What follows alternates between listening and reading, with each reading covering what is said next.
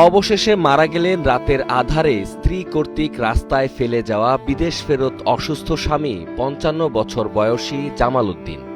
পারিবারিক সূত্রে জানা যায়, সোমবার বিকেলে টাঙ্গাইলের সখীপুর উপজেলার কালমেঘা গ্রামে ভাতিজি ইসরাত আরার বাড়িতে মৃত্যু হয় তার।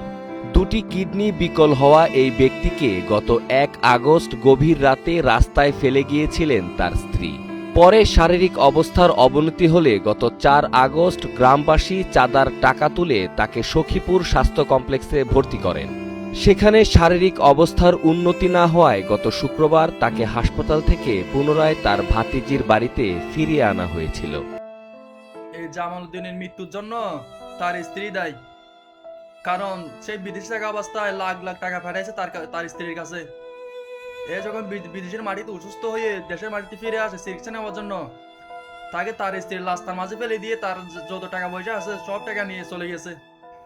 তাই আমি বলবো, প্রশাসনকে বলবো তার স্ত্রীকে গ্রেপ্তার করেন, তার স্ত্রীর যত টাকা পয়সা ব্যাংক ব্যালেন্স দ্বন্দ্ব তার সব কিছু জব্দ করে জামাল উদ্দিনের মা বাবাকে দিয়ে দেওয়া হোক।